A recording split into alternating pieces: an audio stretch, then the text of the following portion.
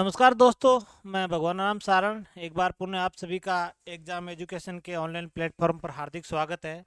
हम पढ़ रहे थे अल विराम चिह्न, यानी विराम चिह्न पढ़ रहे थे और पिछली क्लास में हमने विराम चिह्न किसे कहते हैं और हिंदी में जो मुख्यतः कौन कौन से विराम चिह्न प्रयुक्त होते हैं उनके हमने नाम लिखे थे। आज हम इस क्लास से एक एक विराम चिन्ह के बारे में गहराई से अध्ययन करेंगे कि कौन से विराम चिह्न का प्रयोग कहाँ किया जाता है। तो सबसे पहले हम पहला जो विराम चिह्न है, एक नंबर, वो है अल्प विराम। आज हम किसका अध्ययन करेंगे? अल्प विराम का करेंगे। पहला विराम चिन्ह कौन सा है? अल्प विराम। अल्प विराम का जो संकेत है वो हमने पिछली क्लास में देखा था। ये जो संकेत है अल्प विराम का, ये संकेत है। कई बार सीधे ही परीक्षा में संकेत पूछ लेते हैं कि ये संकेत किसका है, और भी जैसे ये संकेत किसका है, ये संकेत किसका है, ये संकेत किसका है, ये संकेत किसका है, संकेत पूछ लेते हैं। तो अल्प विराम का जो संकेत है वो ये कोमा है। अब इसका अगर हम अर्थ देखें, अल्प विराम का अर्थ क्या है? अर्थ की अगर बात करें, अल्प का अर्थ होता है कम,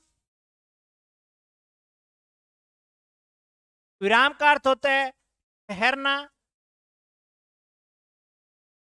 या रुकना या ठहराव।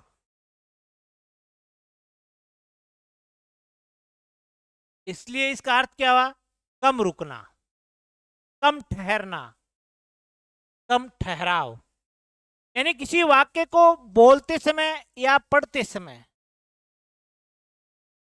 वक्ता कम ठहराव या कम रुकने हेतु जिन चिन्हों का प्रयोग करता है उसे अल्प विराम कहते हैं। एक सामान्य इसकी परिभाषा की बात करें, हम सामान्य परिभाषा की अगर बात करें तो इस तरीके से है, किसी वाक्य को पढ़ते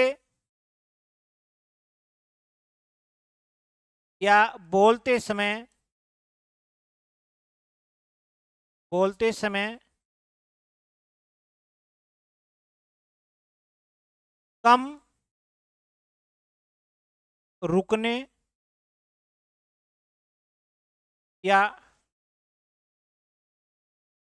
ठहराव हेतु जिस विराम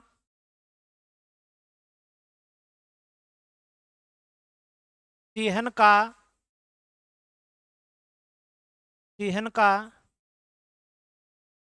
प्रयोग किया जाता है, प्रयोग किया जाता है, तो उसे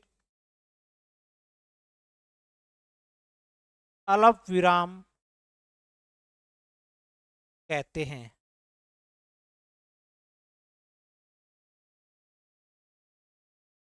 यानी किसी वाक्य किसी वाक्य को पढ़ते बोलते समय कम रुकने या ठहराव हेतु जिस विराम चिह्न का प्रयोग किया जाता है उसे हम क्या कहते हैं? अल्प विराम कहते हैं। अल्प का अर्थ होता है कम, और विराम का आपको पता ही है कि विराम का अर्थ होता है ठहरना, ठहराव।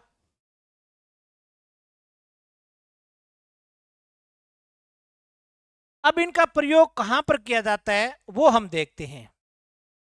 प्रयोग कहां पर किया जाता है?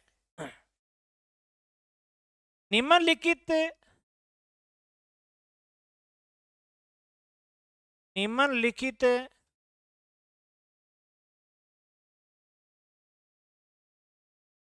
स्थितियों में अल्प विराम का प्रयोग किया जाता है। बहुत ही इजी है, कोई ज़्यादा हार्ड नहीं है, बहुत इजी है। ये अल्प विराम कहाँ कहाँ पर किया जाता है वो बात देखते हैं। कौन कौन सी ऐसी स्थितियां बनती है जिनमें अल्प विराम का प्रयोग किया जाता है। पहली अगर बात करें हम, पहली स्थिति में अगर वाक्य के आरंभ में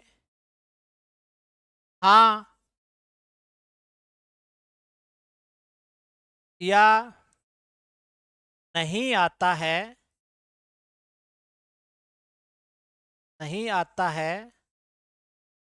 तो इनके तुरंत बाद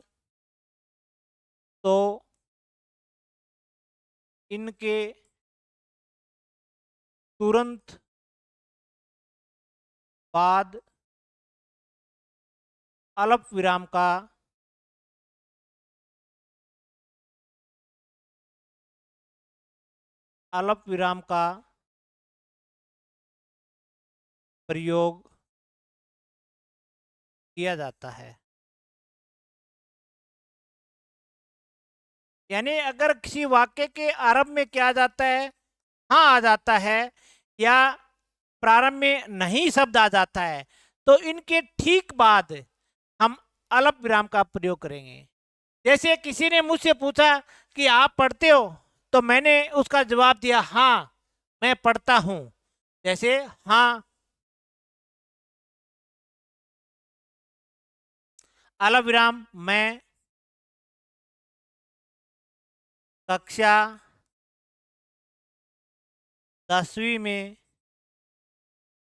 पढ़ता हूं।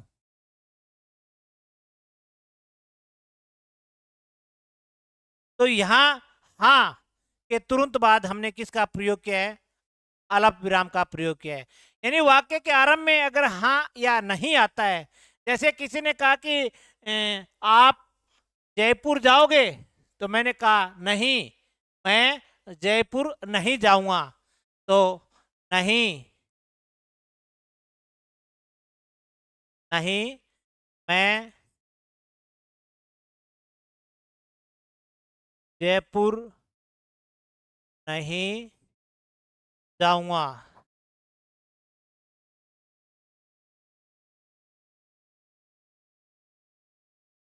तो यहां पर क्या आ गया, नहीं। नहीं के ठीक बाद हमने किसका प्रयोग किया है, अल्प विराम का प्रयोग किया है।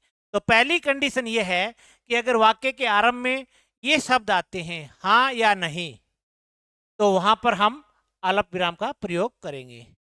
इसके बाद अगर हम बात करें 2 नंबर स्थिति की, विभिन्न प्रकार की उपाधियों को अलग करने हेतु अल्प विराम का प्रयोग किया जाता है। विभिन्न प्रकार की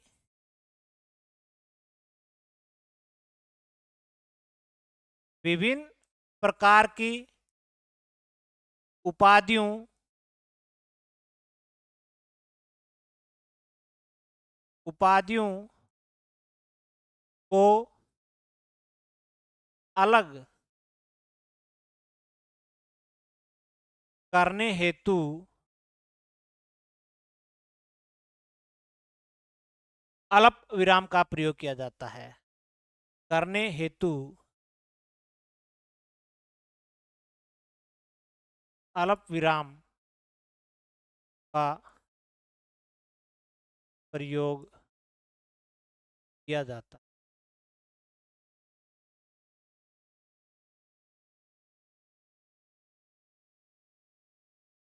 यानी विभिन्न प्रकार की उपाधियों को अलग करने हेतु अल्प विराम का प्रयोग किया जाता है। एक ही व्यक्ति कई प्रकार की उपाधियां अर्जित कर लेता है। जैसे मैं ये लिखूं यहां पर कि डॉक्टर BR सहारण। अब ये नाम लिख दिया मैंने। अब जैसे इसने क्या है कि ये एक उपाधि अर्जित की है, फिर जैसे BA MA, जैसे B.Ed, जैसे नेट, जैसे सेट, जैसे PGDCA।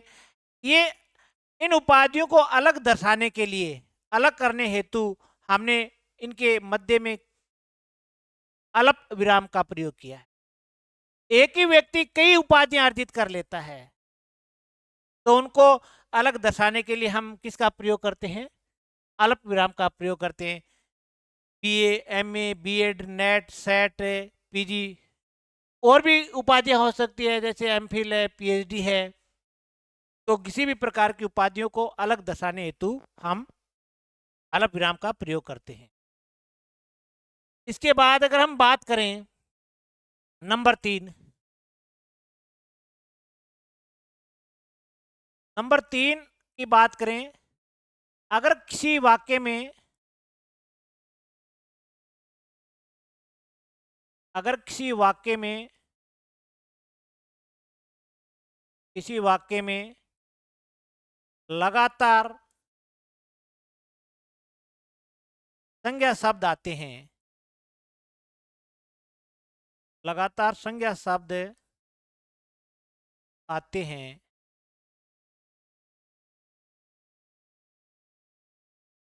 तो उनको, तो उनके उनके मध्य अल्प विराम,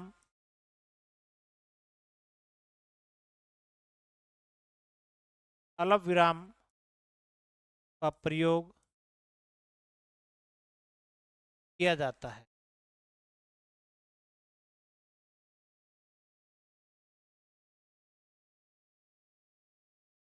अगर किसी वाक्य में लगातार संज्ञा शब्द आते हैं, लगातार संज्ञा शब्द आ रहे हैं, तो उनके मध्य हम किसका प्रयोग करते हैं? अल्प विराम का प्रयोग करते हैं। जैसे मैं एक वाक्य लिखूं कि राम, श्याम, मोहन और सोहन विद्यालय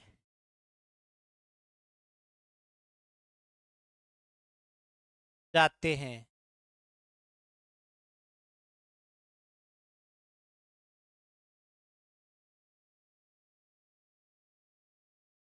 अब यहां पर देखो, राम संज्ञा शब्द है, फिर उसके लगातार श्याम आ गया, फिर मोहन आ गया और सोहन आ गया।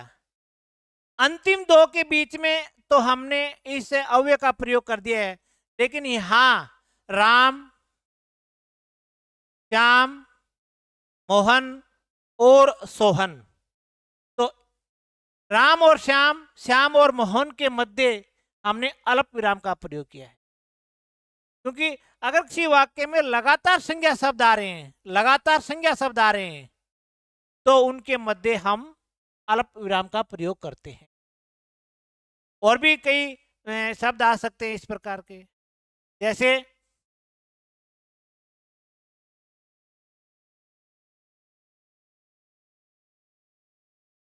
राम, श्याम और मोहन ने बाजार से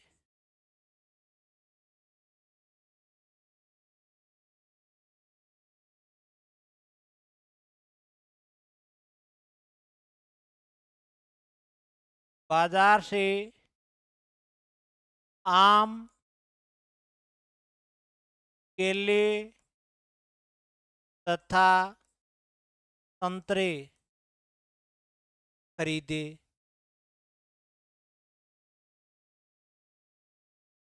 यहां पर देखो आप कि राम और श्याम दो लगातार संज्ञा शब्द है, तो उनके मध्य हमने अल्प विराम का प्रयोग किया है।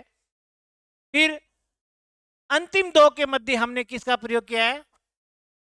और का प्रयोग किया है। आगे देखो, आम, केले, संतरे संज्ञा शब्द है, लेकिन इन दो के मध्य हमने अल्प विराम का प्रयोग किया है, और अंतिम दो के मध्य हमने तथा का प्रयोग किया है। तो अगर किसी वाक्य में लगातार संज्ञा शब्द आ रहे हैं तो वहां अल्प विराम का प्रयोग किया जाता है। या आप यह कह सकते हो कि अनेक व्यक्ति और वस्तु के नाम गिनाए जाते हैं। इसी नियम को हम इस प्रकार से भी लिख सकते हैं, अगर वाक्य में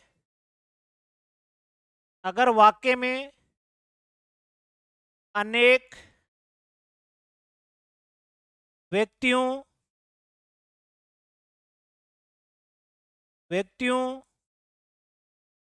तथा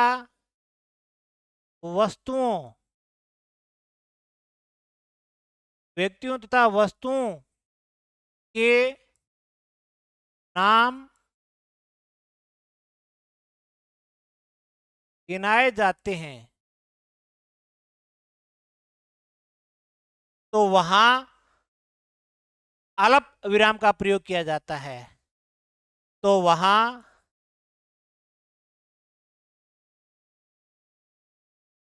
अल्प विराम का प्रयोग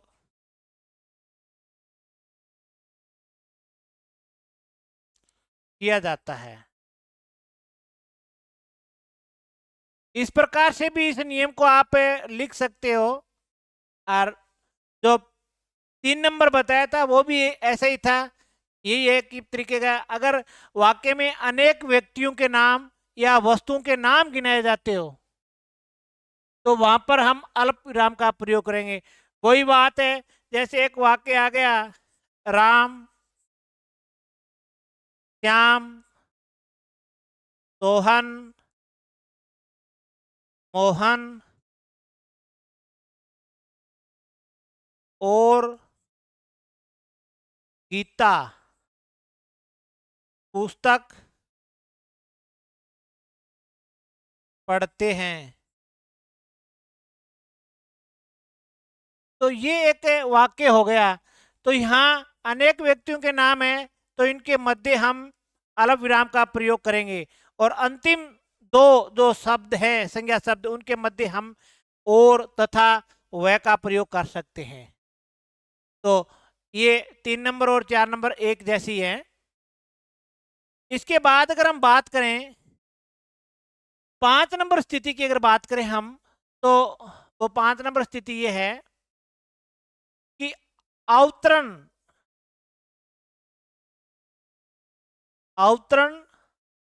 चिह्न से पूर्व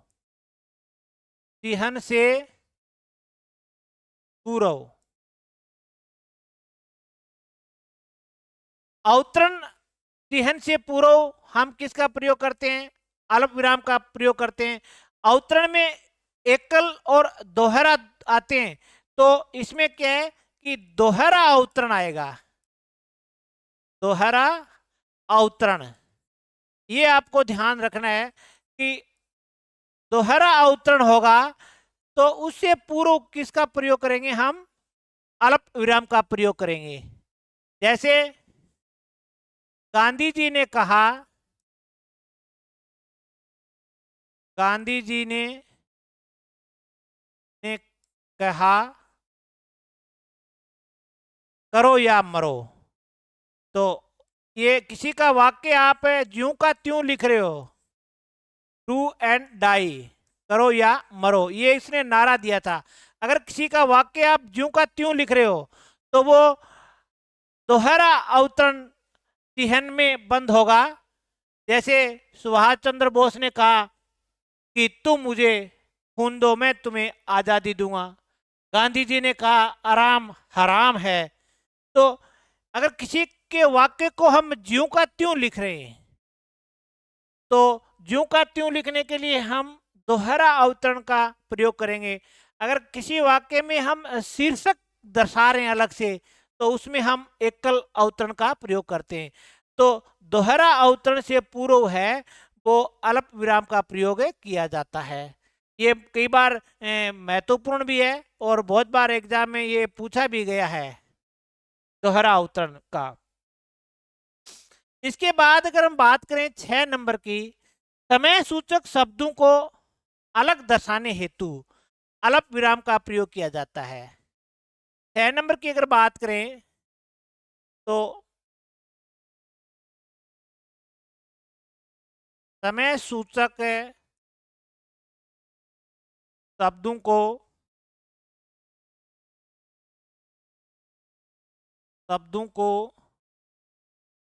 अलग, समय सूचक शब्दों को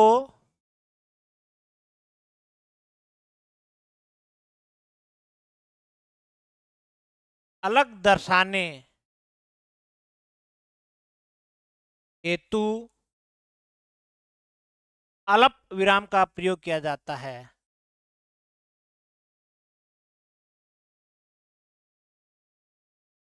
अल्प विराम का प्रयोग किया जाता है।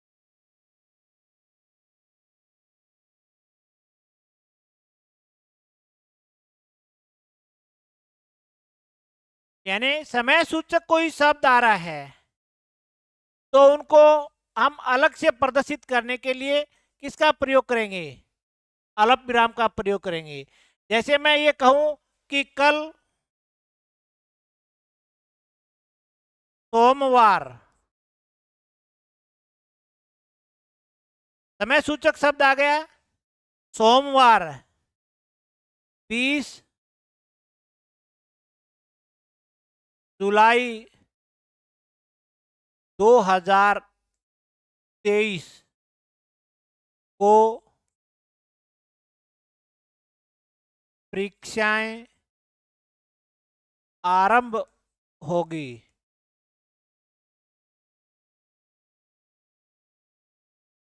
तो यहाँ समय सूचक जो शब्द आए हैं, जैसे सोमवार, इसको अलग दर्शाओगे तो अल्प विराम का प्रयोग करोगे।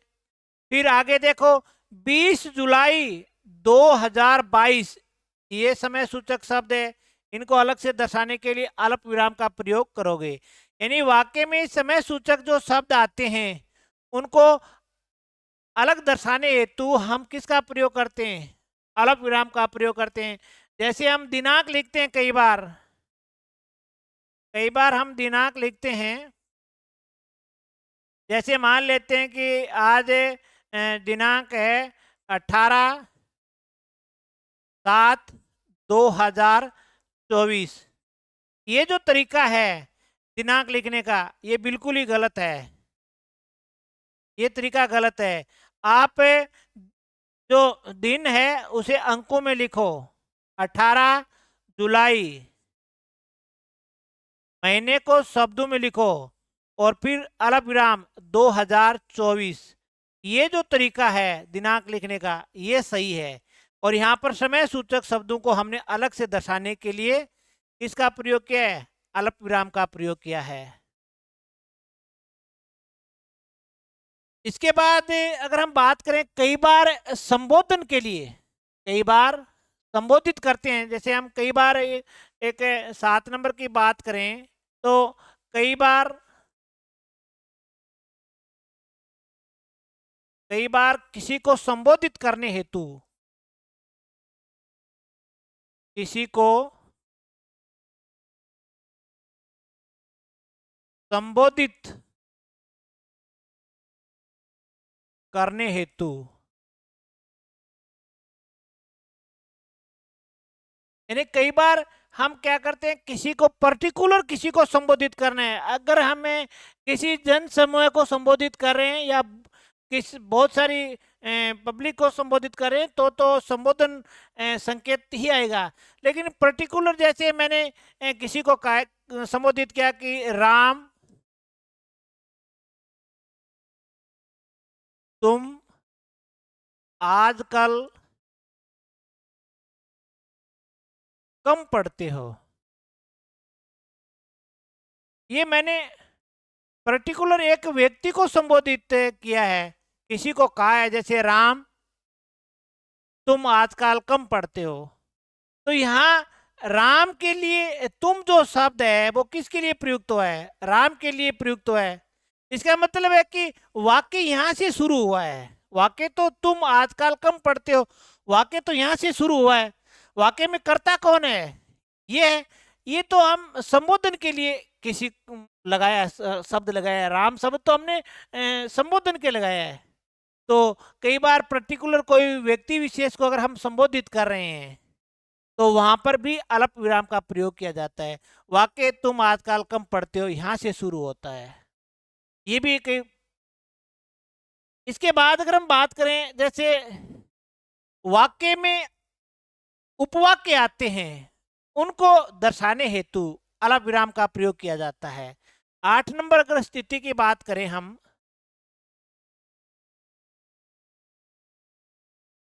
वाक्यों में आए उपवाक्यों को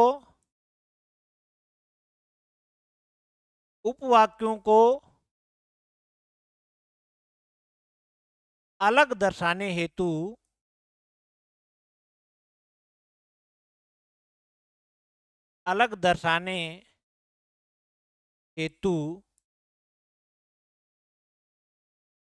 अल्प विराम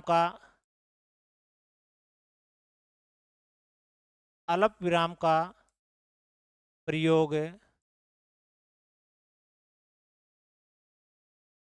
किया जाता है।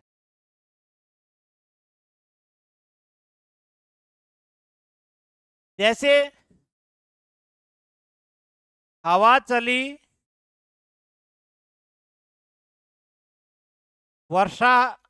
पानी बरसा, हवा चली, पानी बरसा,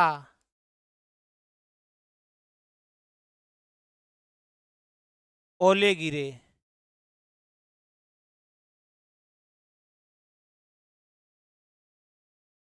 ये एक वाक्य है। यहाँ पर हवा चली एक वाक्य, पानी बरसा अलग से, ओले गिरे अलग से, और तीनों को जॉइंट करके एक वाक्य बना दिया, तो ये तो उपवाक्य हो गए। तो इन उपवाक्यों को दर्शाने हेतु अल्प विराम का प्रयोग किया जाता है। हवा चली, पानी बरसा, या पानी बरसा और, यहां पर तो और आ जाएगा, और ओले गिरे, यहां पर और आ जाएगा, और ओले गिरे। तो यहां इन दो वाक्यों को दर्शाने हेतु हमने किसका प्रयोग किया है? अल्प विराम का प्रयोग किया है। इसके बाद अगर हम बात करें, 9 नंबर की बात करें, अंक लिखते समय, 9 नंबर की अगर बात करें हम,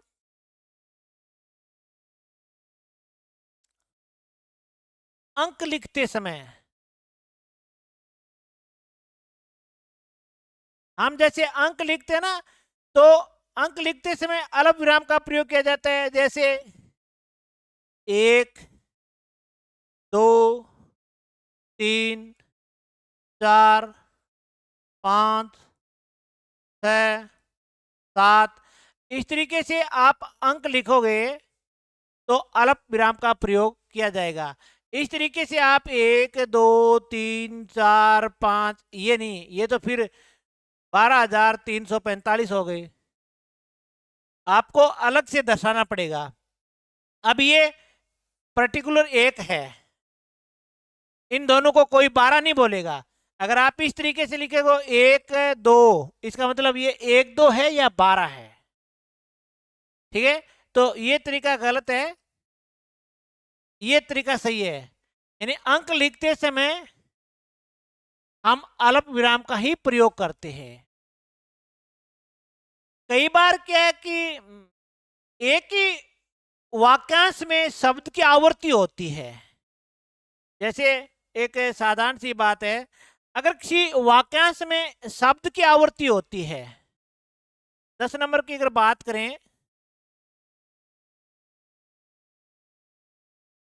अगर वाक्यांश में शब्द की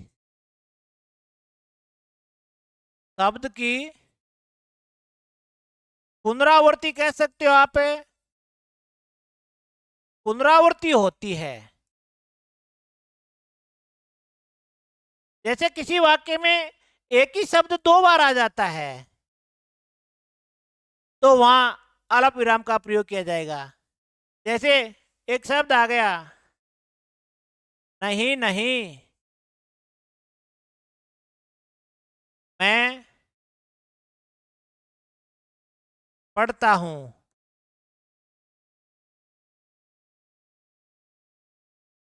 तो यहां नहीं नहीं आया है, एक शब्द की आवर्ती हो रही है, तो इन दोनों के मध्य अल्प विराम का प्रयोग किया जाएगा। नहीं नहीं, मैं पढ़ता हूं। तो अगर वाक्यांश वाक्यांश का मतलब वाक्य का एक अंश में शब्द की आवर्ती होती है, तो वहां पर अल्प विराम का प्रयोग किया जाता है।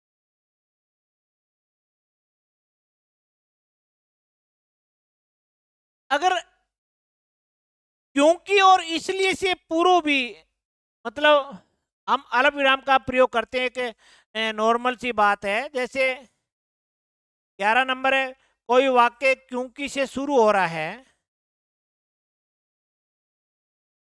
और इसलिए आ रहा है, तो इसलिए से पूर्व इसका प्रयोग किया जाएगा। जैसे क्योंकि मैं थका हुआ था,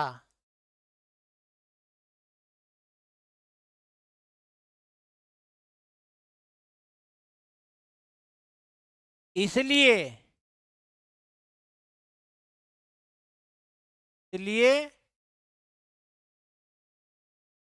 जल्दी सो गया। तो यहां क्योंकि से शुरू हो रहा है, इसलिए आया है, तो इसलिए से पूर्व किसका प्रयोग किया गया है? अल्प विराम का प्रयोग किया गया है। ठीक है ना, क्योंकि से शुरू हो रहा है, तो इसलिए से पूर्व किसका प्रयोग किया जाएगा? अल्प विराम का प्रयोग किया जाएगा। तो आज की इस क्लास में हमने अल्प विराम जो चिन्ह है उसका प्रयोग कहाँ किया जाता है, किस तरीके से किया जाता है, उसका अध्ययन किया। बाकी जो विराम चिन्ह है उनका अध्ययन हम अगली क्लास में करेंगे। एक एक विराम चिन्हों को हमने देखे। पहला जो वीडियो था उसमें हमने हिंदी में जो मुख्य 23 जो विराम चिन्ह हैं उनके नाम लिखे थे, उन सब को हम यहाँ डिटेल से पढ़ेंगे। आज हमने एक को कंप्लीट कर दिया है, अल्प विराम को तो हमने कंप्लीट कर दिया है। ये इसका संकेत है, इसको भी ध्यान रखना है। अल्प विराम का अर्थ क्या है, ये तो साधारण सी बात है, लेकिन ये स्थितियां यहाँ पर महत्वपूर्ण है कि कौन कौन सी स्थितियों में कहाँ पर अल्प विराम का प्रयोग किया जाता है। तो इस क्लास में बस इतना ही, बाकी अगली क्लास में। तब तक के लिए जय हिंद, जय भारत।